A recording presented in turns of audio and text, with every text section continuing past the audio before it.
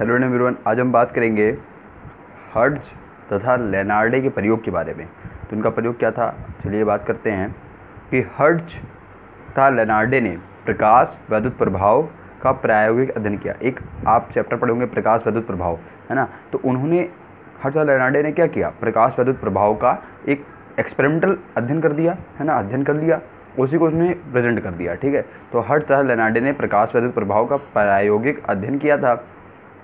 इसमें इन्होंने निर्वात विसर्जन नलिका में लगे धातु की प्लेट पर प्रकाश को आपतित किया, जैसा कि चित्र नीचे दिखाया गया है। तो आप देख सकते हो कि एक सेटअप बना हुआ है, यानी परिपथ बना हुआ है, उसमें गैल्वेनोमीटर लगा है और एक नलिका लगी है, ठीक है, जो कि वैक्यूमेटेड है, मतलब उसमें से वायु निकाल ली गई है, और एक ऐसा एक होल बना हुआ है, छिद्र, जिससे प्रकाश आपतित हो सके, और दो प्लेट्स हैं, है ना, दो प्लेट्स, कैथोड एनोड समझ सकते हो, लेकिन बट यहाँ पे उसको नाम दिया गया है उत्सर्जक का। एक पोल को मान लिया गया उत्सर्जक और दूसरे पोल को मान लिया गया है संग्राहक। ठीक है, तो क्या होगा, प्रकाश आएगी, ये जो होल हुआ है ना, ये जो आपका एक जो ऐसा छिद्र करके बना हुआ है, ठीक है, इस नलिका से, तो यहाँ से प्रकाश आएगी, इस उत्सर्जक वाले प्लेट पे टकराएगी, यहाँ से इलेक्ट्रॉन क्या होगा, एमिट होगा, मतलब निकलेगा, और यहाँ संग्राहक पे जाके कैप्चर्ड हो जाएगी। ठीक है, और ये आपकी जो नलिका निर्वात है, और जो ये बीच में इलेक्ट्रॉन निकल रहे उत्सर्जक से प्रकाश के पड़ने पर, इस उत्सर्जक प्लेट से निकलने के बाद इलेक्ट्रॉन जाके यहाँ पे संग्राहक पे जा रहे हैं, इलेक्ट्रॉन्स हो गए। क्या होगा, जब इलेक्ट्रॉन फ्लो करेगी तो धारा बहेगी, धारा जब परिपथ में बहेगी तो गैल्वेनोमीटर डिफ्लेक्शन शो करेगा ना, विक्षेपित होगा, है ना।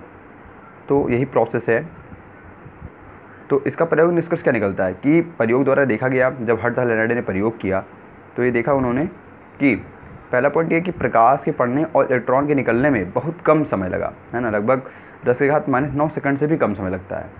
मतलब प्रकाश जब यहाँ से आया और इस उत्सर्जक प्लेट पे पड़ा, ठीक है, तो प्रकाश के आने और फट से इलेक्ट्रॉन निकला, मतलब इसमें कुछ समय नहीं लगा। हम तो अभी यहाँ पे शो कर रहे हैं कि ये आया फिर निकला, तो समय कुछ हो गया, 1 सेकंड हो गया, बट वो फट से निकल गया, मतलब कुछ पता ही नहीं चला। 10⁻⁻ सेकंड मतलब 0.0000000, मतलब 8 टाइम 0 कर दो फिर 1 कर दो, उतना सेकेंड, है ना। प्रकाश का पड़ने और इलेक्ट्रॉन का निकलने में कुछ समय ही नहीं लगा, लगभग 10⁻⁻ सेकंड, मतलब लगभग ना ही कह सकते हो आप, बहुत ही कम समय लगा। उन्होंने बताया कि एक्सपेरिमेंट में तो देखा गया कि जब प्रकाश प्लेट पे पड़ा उसके बाद इलेक्ट्रॉन फट से निकल गया, मतलब पता ही नहीं, फट से निकल गया, इतना तेज, बहुत स्पीड से निकला, कहने का मतलब है।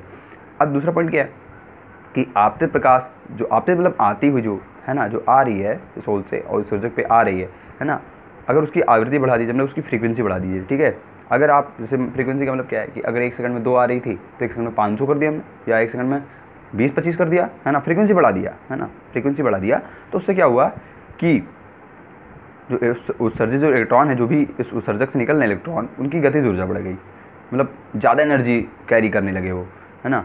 सीधी सी बात है ना भाई, पहले 2 आ रहा था, टकरा के एनर्जी कुछ लेकर गया, अब भैया 20-25 कर दिया, तो उसी टाइप से जितने स्पीड से निकला उतने एनर्जी बढ़ेगी, है ना।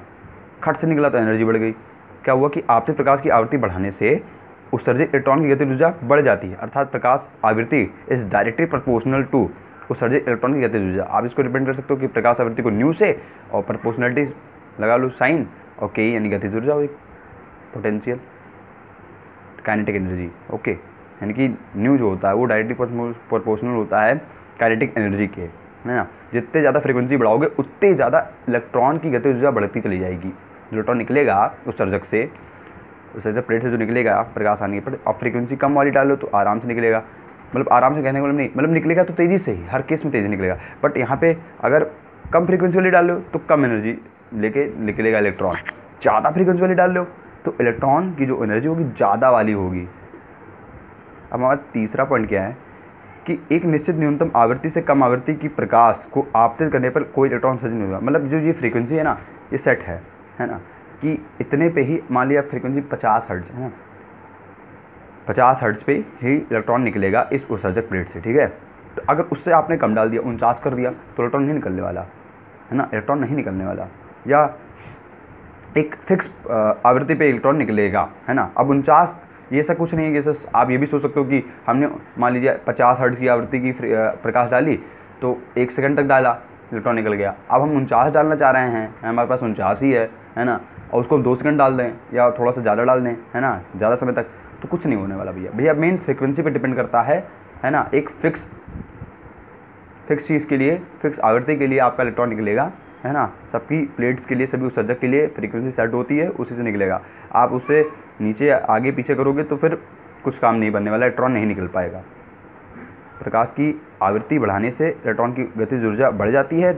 तीसरा पॉइंट है कि एक निश्चित न्यूनतम आवृत्ति से कम आवृत्ति के प्रकाश को आपतित करने पर कोई इलेक्ट्रॉन उत्सर्जन नहीं होता है। चौथा पॉइंट है कि आपतित जो प्रकाश है की तीव्रता मतलब जैसे आपने फ्रीक्वेंसी बढ़ाई तब उत्सर्जित इलेक्ट्रॉन की गतिज ऊर्जा बढ़ी, और यहाँ पे भी वही चीज़ है। प्रकाश की अगर तीव्रता बढ़ो, इंटेंसिटी हाई पावर वाला प्रकाश डाल दो ना, तब भी इलेक्ट्रॉन की गतिज ऊर्जा क्या हो जाएगी, बढ़ जाएगी। प्रकाश की तीव्रता बढ़ाने से उत्सर्जित इलेक्ट्रॉन की गतिज ऊर्जा बढ़ जाती है।